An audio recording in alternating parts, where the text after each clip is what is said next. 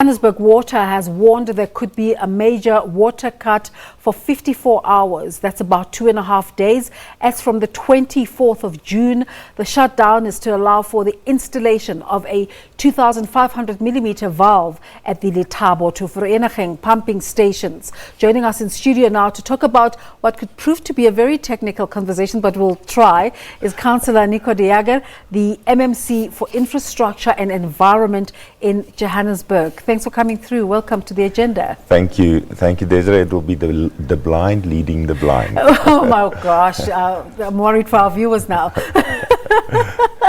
Is the installation the real reason, or is there a backstory? No, this is the real reason. It is the upgrade on the bulk supply line on the side of Rand Water. This needs to be done.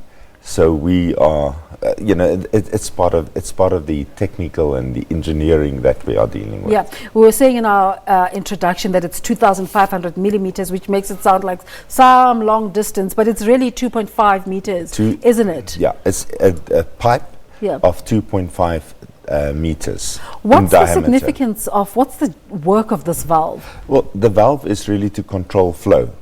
So you can throttle supply in the where the reservoir on the side of Rand Water will be full or filled up, then you can throttle supply and slow down the flow of the water. And how it's you said it's part of general maintenance. It's not part of a renewal of the process or anything of such. It's something that needs to be done. We need to replace valves every now and again, because if a valve like that shuts down, you can imagine, then it catches us off guard, and can take days to fix, not only 2 days and 6 hours. Yeah. Do you have some sort of roster that users can engage with to see which areas will be affected, what time, the durations, and so forth? At this point in time, no. All that we're really appealing to all residents is please do not panic. We have water in our reservoirs. The Rand Water reservoirs will have water on their side. So it's not a shortage of water? So it's not a shortage of water. It will just be a restriction on flow, but it will also be based on how responsible we use water. So as long as we have water from the Rand Water side, we can pump to our reservoirs. So for that matter, we might not have any problem. Yeah. But if we start panicking and we fill all the bathtubs on Sunday night, etc., then we're going to run into trouble. I remember long ago we ran a story about how British people washed once in 3 days. So we might have to consider that as South Africans. I'm not going to say anything. MMC for Health and Social Development will not be happy if I suggest we have a shower every 3 days. Okay, tell us about, is it area specific or is it all at once? It will be anywhere where we run short, for that matter. The bulk supply line supplies the reservoir, and it then gets reticulated to our reservoirs. So where we then run short, we might have to throttle supply, so you will have less pressure. But we cannot foresee at this point in time where that will be. We will communicate, and there will be another communique going out this morning from Johannesburg Water to also tell residents what we would like them to do over the next couple of days, or how to behave. And that includes just behavioral changes? Absolutely. At the bottom of every one of our media releases, we always say the same thing.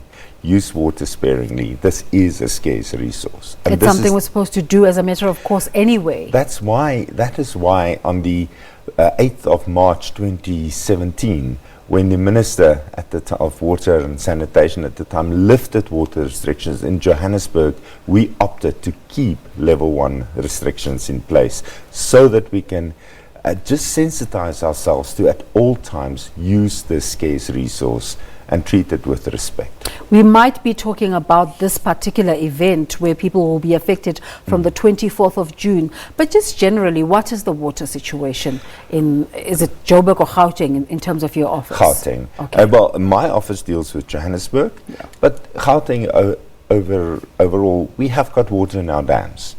That's not the problem. It is the pumping capacity. Rand Water can only pump so much water per day. Our allocation for Joburg is roughly about 1.6 billion litres a day. If we exceed that, our reservoirs start running dry. So we have to, at all times, be careful and not to exceed that limit. I think the overall pumping capacity for Rand Water to the province, entire province, is something like 4.6 billion litres. It's a lot of water. And a lot of that goes missing because of infrastructure that's been left and not been upgraded for so long. So while we are also doing that and bringing down the number of bursts every year, at one stage we were standing at around 45,000 bursts a year. That's by burst. We've managed with our... And that's a lot of wastage. That's a lot of wastage. We waste more than 40% of our water. We've brought that down significantly. 40%? Absolutely. That's a huge amount. That is because of infrastructure refurbishment, maintenance that did not happen over a long period of time. We've reduced those bursts to about 39,000 bursts roughly per year.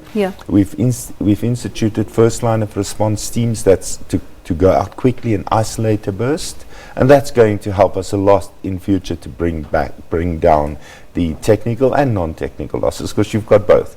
You've got the technical side, which is a burst, etc., and you've got the non-technical where people are not paying or where we are not measuring the use. Nico, you're talking about people not paying. There's we just spoke now, I don't know if you were listening, CT Power saying it's going to cut people's bills into half where they're struggling to pay. Are there any such conversations within Joburg Water? Joburg Water and City Power, they're both my entities, or entities under my part of my job description on environment and infrastructure. So we do everything that we do, we work together with the Department of Finance and the billing department. So yes, it's a conversation that we most definitely will be having. So we must wait an announcement for you anytime soon. I'm hoping that our residents will rather come to the party and pay for the services that they use.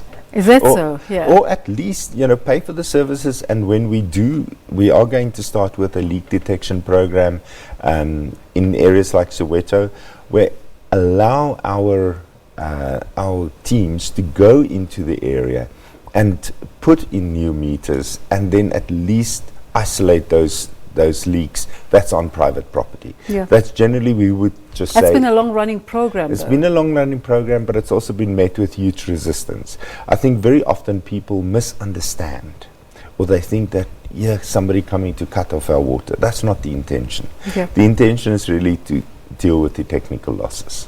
All right, you're here to tell us about this particular event, but just in terms of innovation in the water space, what are the kind of innovations that we can expect to see coming out? Well, right now we're dealing with the first line of response teams about the isolation of our burst, and I think that is probably something that a hurdle we first have to overcome before we move beyond that, to reduce our burst in the city, and then just overall the real measuring of what we are sending out. That is such an important one, because people get ridiculous bills. Well, it is also, you often get ridiculous bills because there might be a leak on property and you don't know it.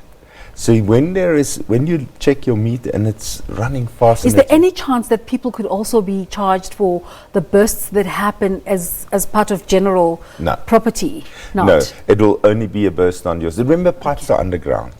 And I know that over the weekend I visited my niece, and she had a burst on a swimming pool.